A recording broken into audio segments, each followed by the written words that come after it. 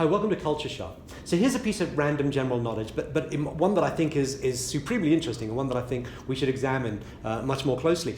Did you know that Sweden has a Minister of the Future?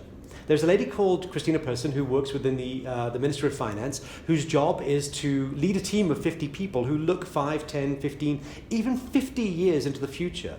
And look at what challenges are going to happen, what changes are going to happen, what new trends and so on are going to happen over that period of time, and see what Sweden has to do in order to remain competitive.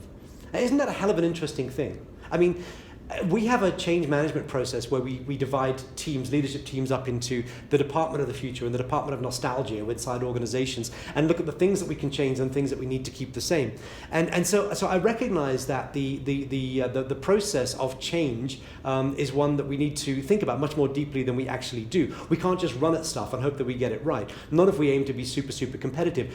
And you know, organizations that haven't done this are the ones that we all know about. Organizations like BlackBerry that were flying high in 2006 but fundamentally gone by 2010 probably could have benefited from a Minister of the Future, somebody who was looking a little bit over the horizon and kind of going, but you know what's happening, you know what the big trends that are coming are, we need to adapt to this, that and the other.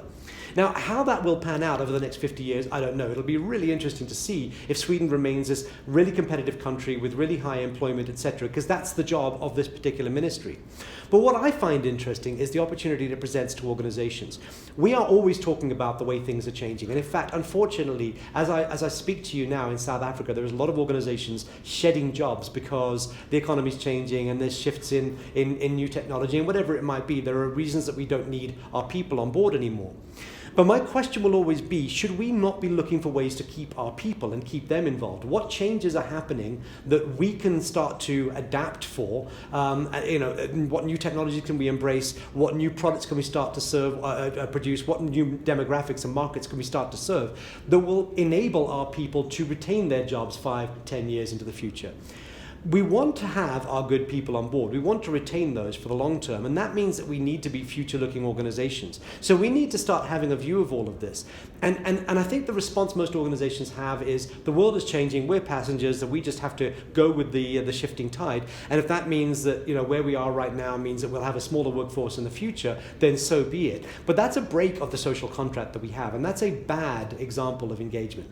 And this stuff's really hard. I'm not suggesting there's an easy way to necessarily answer this, but I do think that if we started to take Sweden's point of view and we said, and our stance, at least a group of people inside our organization took the stance that our job is to find ways to protect our people's jobs 5, 10 years into the future, and how can we adapt this organization in order to do that? That would be a refreshing and brilliant thing for any organization to do.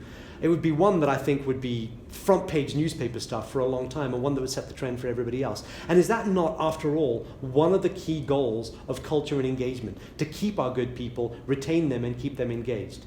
If that's the case, answering that question might actually be one of the greatest things we could do. It'd be a hell of an adventure anyway. It's food for thought for me. I hope it's food for thought for you as well, and I wish you a very successful week.